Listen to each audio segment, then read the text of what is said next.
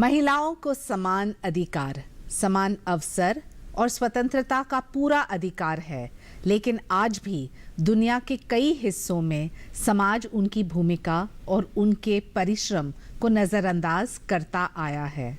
आज वक्त बदल गया है। शहर ही नहीं बल्कि गांव की बेटियां भी देश का नाम रोशन कर रही हैं और पुरुषों से कंधे से कंधा मिलाकर आगे बढ़ रही हैं। इन्हीं सब संघर्षों और परिश्रम से आगे बढ़ी महिलाओं की कहानी पर आधारित है हमारा कार्यक्रम नेत्री।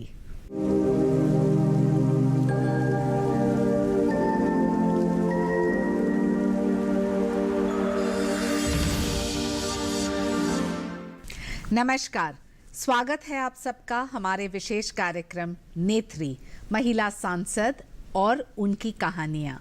मैं हूँ शाइना एनसी और आज हमारे साथ मौजूद है साध्वी निरंजन ज्योति, जो कि फतेहपुर से लोकसभा सांसद है।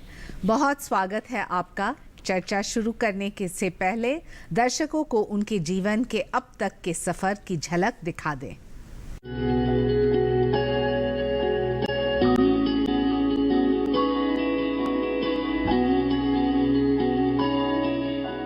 उत्तर प्रदेश का जिला हमीरपुर में यमुना तट पर बसा है एक छोटा सा गांव पतियोरा।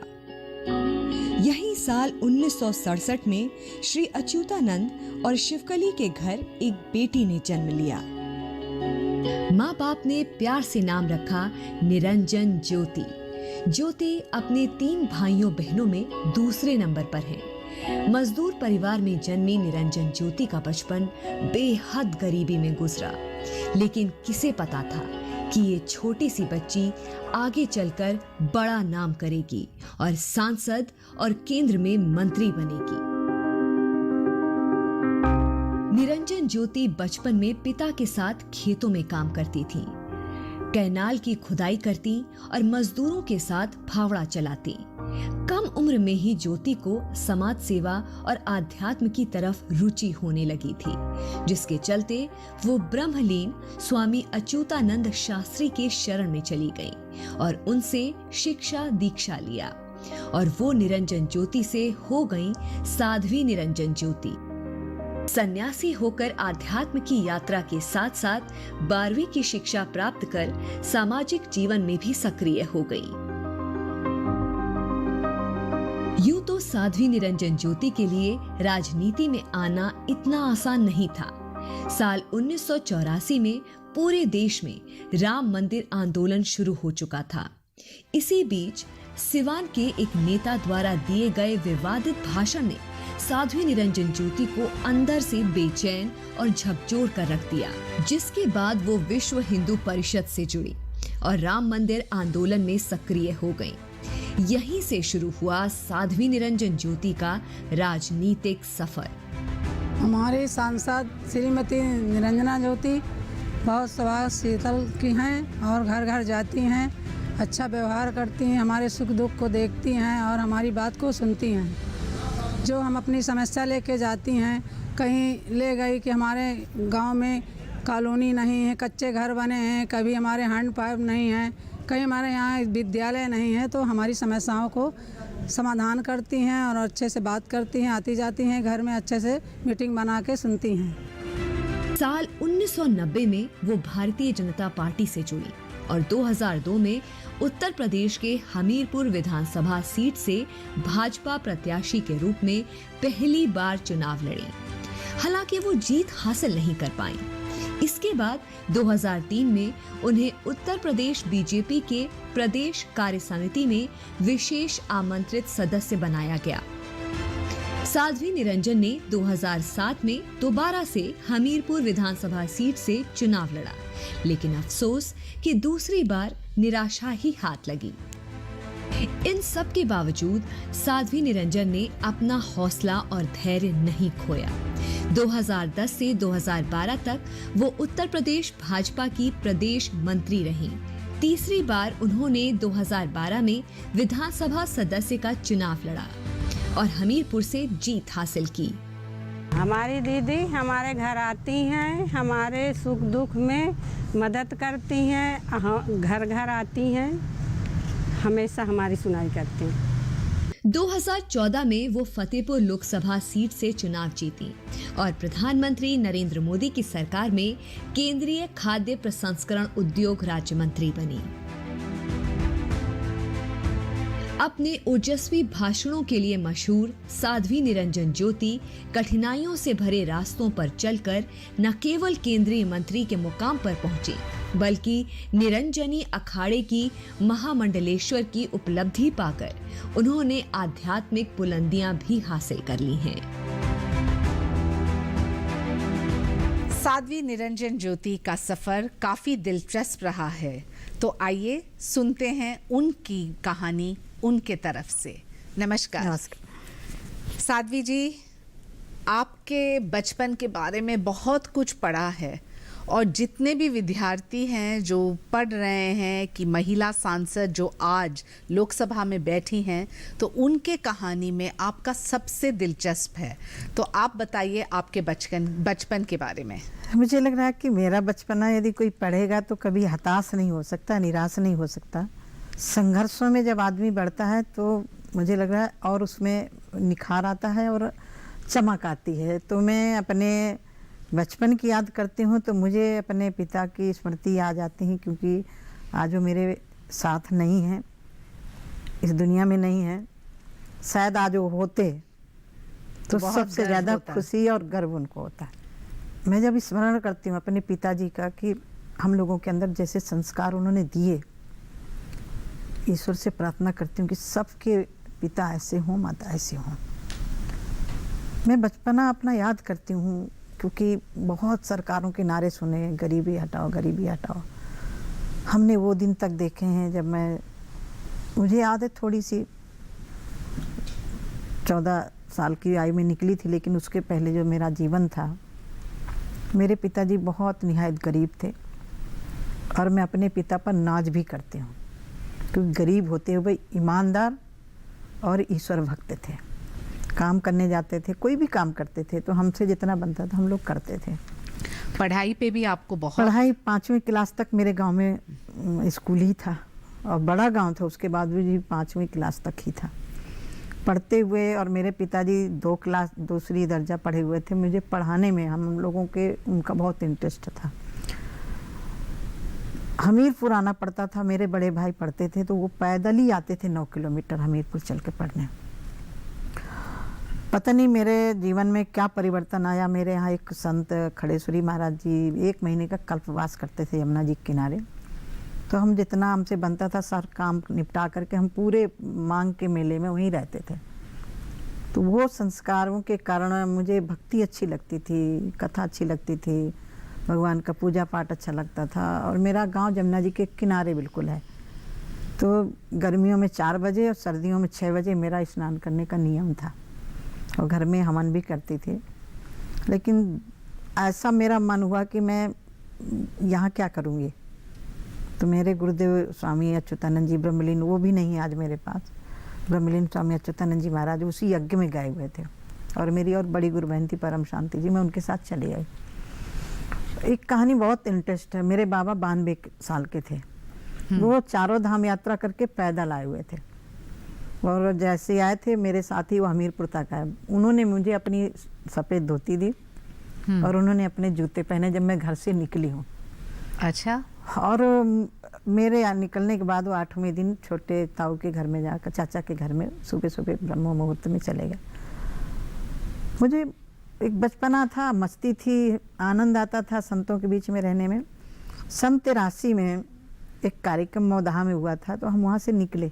और एक घटना और बता दूं, क्योंकि मैं इतने गरीब परिवार से थी, खाने का नहीं होता था, राशन मिलता था जब सूखा पड़ा था, ये मुझे याद नहीं है, 70 के पहले होगा।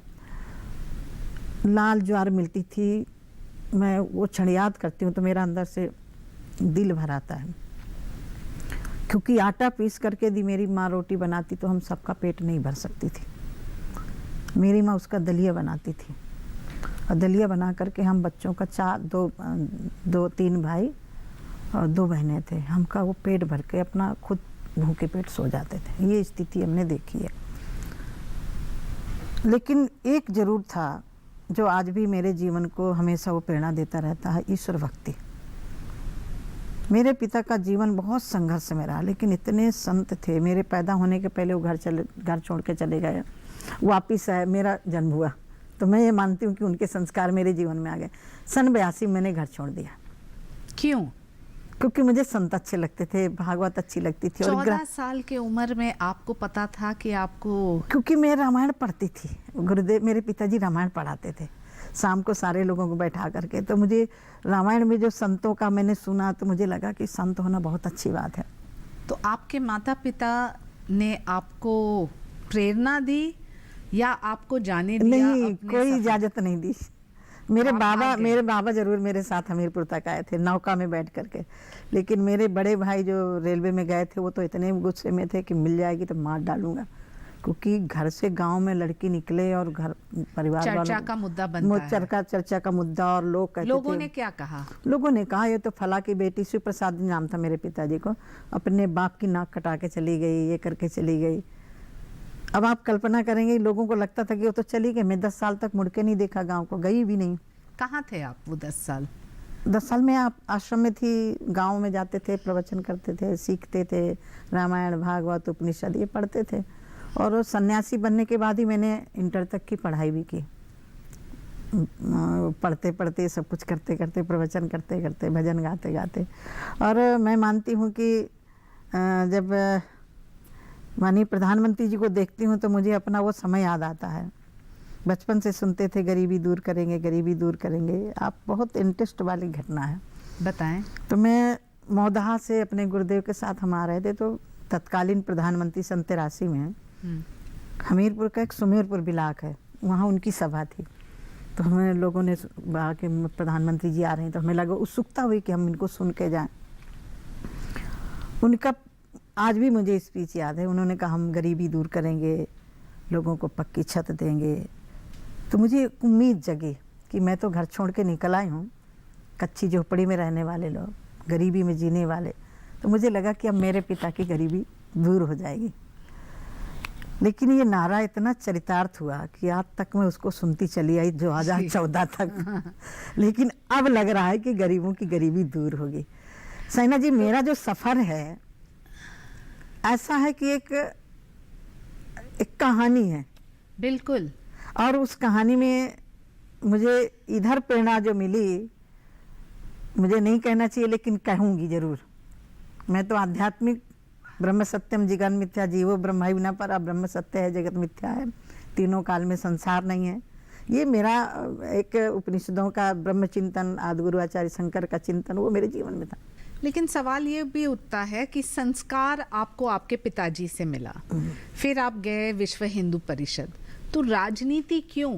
और राजनीति से क्या आप कर सकते हैं आपके क्षेत्र के लोगों के लिए? देखिए, मैं तो कभी सोचे भी नहीं थी कि मैं भारतीय जनता पार्टी में कुछ पदों में रहूंगी या कुछ MP MLA बनूंगी। मैंने कभी सपने में नहीं सोचा। ये शायद 2000 के पहले की बात है, 2000 की बात है, जब मैं काम कर रही थी विश्व हिंदू परिषद में, भारतीय जनता पार्टी में 90 के लगभग में आ गई थी। तो हमारे बंगारू जी थे शायद अध्यक्ष। जी अध्यक्ष। तो पोखराया गए हुए थे कानपुर देहात में, तो मुझे उन्होंने बुलवाया। बोले साधु जी आपकी जन्मभूमि कहाँ? मैंने कहा भाई साहब जिस दिन घर छोड़ा था उसी दिन मैं वहीं छोड़ आई थी। मेरा आश्रम यदि पूछना है तो कानपुर देहात में है, मैं वहाँ रहती हूँ और संगठन में काम करती हूँ। बोले नहीं अपना जन्मभूमि तो बताओ। मैंने कहा मैं नहीं जान पाई कि किस लिए पूछ रहे हैं।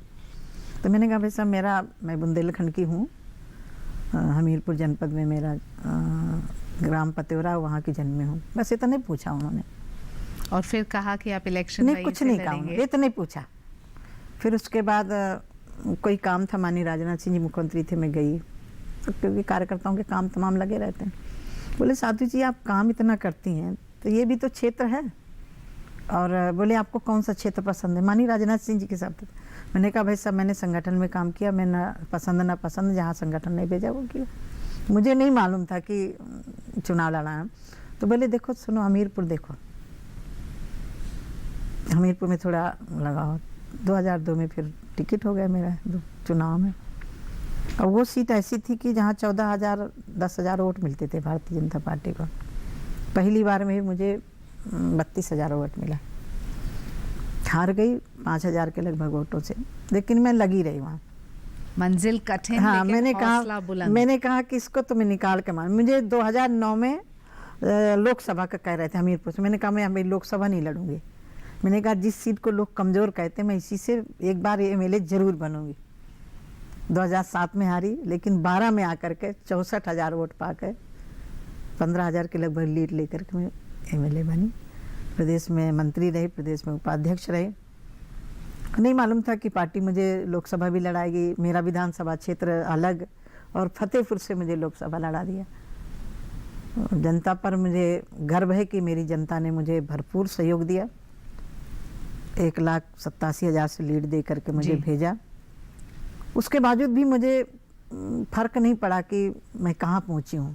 लेकिन जब पार्लियामेंट में आई तब पता तब चला। मुझे लगा कि ये भी मेरे लिए सपना है क्या।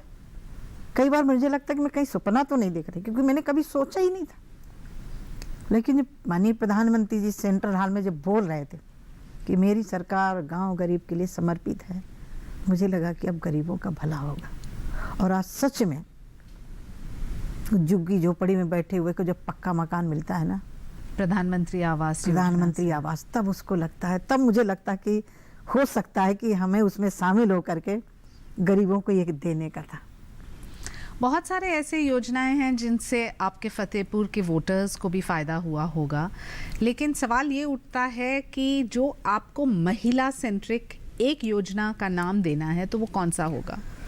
देखिए, उस बार में थी फ्रूट प्रोसेसिंग में, और छोटी योजना जो आई वो माननीय मंत्री हरसिमरत कौर जी थी, मैंने बैठक में रखी थी। मैंने कहा कि बड़ा प्रोजेक्ट मेगा फूड पार्क तो बड़े लोग आएंगे लगाएंगे, लेकिन छोटी यूनिट जिसमें हम महिलाओं को, किसानों को, अन्य लोगों को भागीदार कर सकें, तो उसी में छोटी यूनिट ला करके वो बहुत बड़ा काम हुआ। भी हम लोगों ने कोल्ड चेन देने का काम किया। लेकिन इस मंत्रालय में महिलाओं को जो भरपूर काम मिलना चाहिए, और मुझे अपनी समूह की महिलाओं पर भी गर्व भी है कि कोरोना काल में उन महिलाओं ने इतना काम किया, मास्क बनाया, सैनिटाइजर बनाया, दीदी किचन भी चलाया, वो बचत कर जैसा।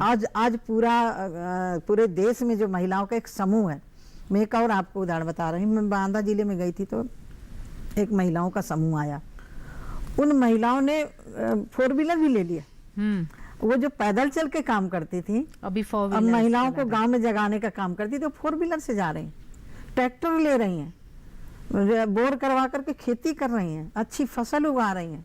परिवर्तन ये दिखाई पड़ रहा है। और ये परिवर्तन माननीय प्रधानमंत्री आदरणीय नरेंद्र मोदी जी के कारण आया। एक हौसला बढ़ा है कि एक चाय बेचने वाला का बेटा प्रधानमंत्री बन सकता है। मुझे तब लगा जब उन्होंने शपथ ली, तो मुझे लगा कि जब चाय बेचने वाला यहाँ प्रधानमंत्री बन सकता है तो मैं पार्लियामेंट क्यों नहीं पहुंच सकती।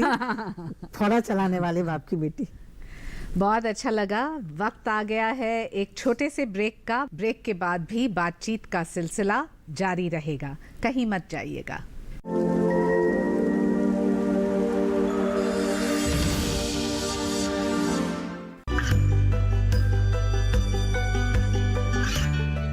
गांवों और पिछड़े क्षेत्रों में सरकारी योजनाओं की जानकारी पहुंचा। देश में कौशल और क्षमता विकास कर ग्रामीणों को सामाजिक बदलाव और विकास से जोड़ने की दूरदर्शन किसान की पहल चौपाल चर्चा देखें सोमवार से शुक्रवार सुबह 9 बजे।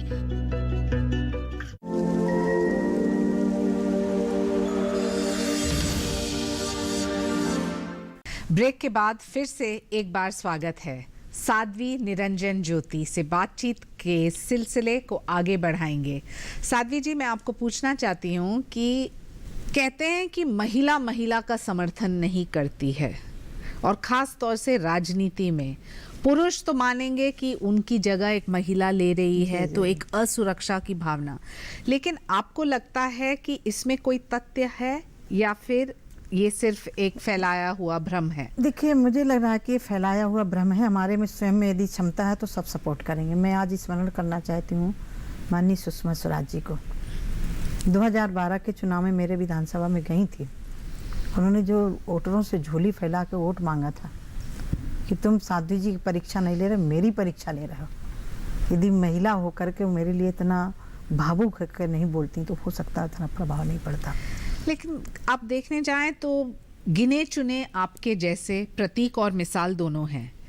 आज जो आपके पिताजी जीवित थे तो उनको बहुत गर्व होता कि आप गांव से पहुंचे हैं संसद, संसद से मंत्री, और आज आप इतना कुछ कर सकते हैं। लेकिन आम ग्रामीण क्षेत्र में जो युविका है जो देख रही है इस प्रोग्राम को, उनको आप क्या संदेश देंगे? देखो, मेरा तो एक ही संदेशा है, मैथिली शरण गुप्त जी की कविता है, कुछ काम करो कुछ काम करो, जग में रहकर निज नाम करो, कि जन्म हुआ किस अर्थ हो, समझो जिससे व्यर्थ न हो, कुछ तो उपयुक्त करो तन को, नर हो न निराश करो मन को। मन के हारे हार है, मन के जीते जीत। मैं प्रत्येक बेटियों को ये संदेशा देना चाहती हूँ कि कभी भी संकटों से पैर पीछे नहीं करना चाहिए। संकट हमारे को एक पथ प्रदर्शक के रूप में बनकर के हमें रास्ता दिखाते हैं। कई बार हम परेशानियों से परेशान हो जाते हैं। अरे ये आगमा पाइनो नित्यांश तान तितिक्षस्व भारत, गीता में लिखा है, ये आगमा पाई है, सुख दुख का जोड़ा है, ये दोनों आएंगे ही। यदि हम दुख में अटक गए तो सुख कभी नहीं मिलेगा, और सुख में अटक गए तो हम आगे कभी बढ़ेंगे नहीं। ये दोनों हमारे लिए बहुत महत्व के हैं। तो मंजिल कठिन है लेकिन हौसला बुलंद रखिए और काम करते रहिए। काम करते रहिए, कुछ काम करो कुछ काम करो, जग में रह कर नहीं जाओ, काम करना पड़ेगा। सोना तपता है तभी वो पहनने लायक बनता है। बचपन के भारत और अभी आपके फतेहपुर क्षेत्र के भारत में क्या फर्क है? देखिए, बचपन तो मेरा बुंदेलखंड में बीता, और बुंदेलखंड के लिए लोगों ने बहुत नारे लगाए कि बुंदेलखंड की गरीबी दूर करेंगे, बुंदेलखंड की गरीबी दूर करेंगे। लेकिन आज 2021 में मैं ये गर्व से कह सकती हूँ कि बुंदेलखंड के लोगों को पीने की सुविधा, सिंचाई की सुविधा, डिफेंस कॉरिडोर दे करके माननीय प्रधानमंत्री जी ने बुंदेलखंड के लोगों का मान बढ़ाया, सम्मान बढ़ाया है। और आज मैं बुंदेलखंड से हट करके फतेहपुर से सांसद हूँ। 2014 वो फतेहपुर जहाँ से प्रधानमंत्री तक दिया माननीय बीपी सिंह वहीं से थे। लेकिन जब मैं गई हूँ बहुत बुरे खस्ता हालत थे फतेहपुर के, सड़कें नहीं, कोई व्यवस्था नहीं।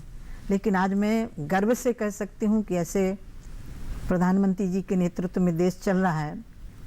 चिकित्सा की दृष्टि से मेडिकल कॉलेज मेरे क्षेत्र के लिए दिया। इतना बड़ा जनपद, वहाँ केंद्रीय विद्यालय नहीं था, केंद्रीय विद्यालय मेरे जनपद में हुआ। महिलाओं की परेशानी, गैस की दिक्कत हमने मुफ्त में दिया। लेकिन आज मेरे जिले में पाइपलाइन से गैस पहुँच रही है। ये 2014 के बाद सब कुछ हुआ। तो फतेहपुर के लिए तो मैं जितना कर सकती हूँ कम है, शिक्षा की दृष्टि से, स्वास्थ्य की दृष्टि से। और आज मैं कह सकती हूँ कि मेरे जनपद में पाइपलाइन से पानी की सप्लाई भी शुरू होने वाली है। पिछले 84 की पानी टंकी हुई थी, अब इस बार तो 2022 तक कोई गांव नहीं बचेगा। तो ये मैं तो गर्व करती हूँ, जहाँ बुंदेलखंड के लिए कह रही हूँ वहीं अपने फतेहपुर के लिए कह रही हूँ। और साध्वी होने के नाते आप राम जन्मभूमि को लेके अयोध्या का भव्य मंदिर भी आपके... मेरे लिए तो ये सपना था, और मुझे लग रहा था कि हम लोगों के सामने ये साकार हो पाएगा कि नहीं हो पाएगा। मैं कोर्ट की भी आभारी हूँ, अभिनंदन भी करती हूँ।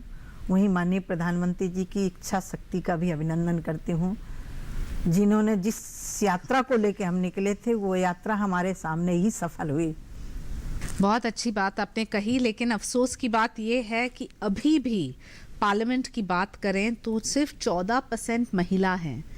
क्या आपको लगता है 33% आरक्षण की आवश्यकता है? और दूसरे तरफ क्या आपको लगता है कि ये नंबर जो अभी 17वें लोकसभा में 78 तक हम पहुंचे हैं पार्लियामेंट में, क्या इसको बढ़ाने के लिए आप जैसे महिलाओं को, अन्य महिलाओं को भी साथ में लेना चाहिए?